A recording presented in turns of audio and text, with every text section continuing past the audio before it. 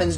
Please point out in the Constitution where anything about Christianity is said. Well, here's the United States Constitution, and we're going to focus on this part right here. Done in convention by the unanimous consent of the states present the 17th day of September in the year of our Lord, 1787, and of the independence of the United States of America, the 12th in witness whereof we have hereunto subscribed our names. America was very much founded on Judeo-Christian beliefs.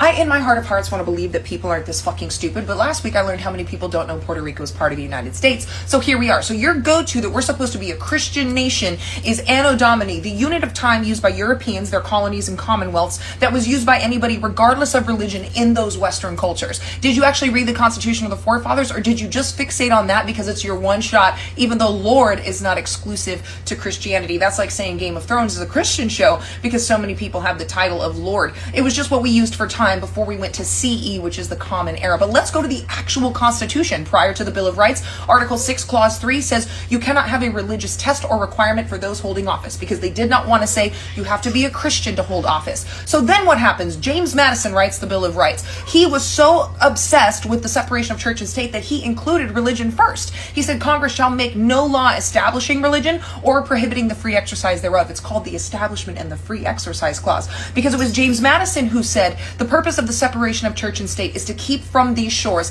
the ceaseless strife that has soaked the soil of Europe in blood for centuries. He did not want an established religion because he already knew what it did. And you're also ignoring all the other founding fathers. Even George Washington said the government of the United States should be free from the influence of the clergy. And because you haven't read the founding documents or the founding fathers, you just pretend to be a fan just so you can pick and choose what you think works for your argument. I know you don't know about the 1797 Treaty of Tripoli, which went into effect on June 10th of 1797. It was voted on and passed unanimously in Congress without debate on June 7th. And the Treaty of Tripoli says the government of the United States is in no sense founded on the Christian religion.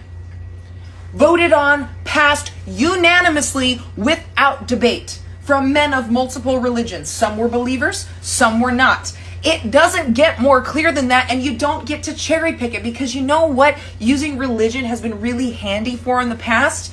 People who want to take control and establish authoritarian or theocratic states. Guess who else called upon the Christianness of his nation to justify his lust for power?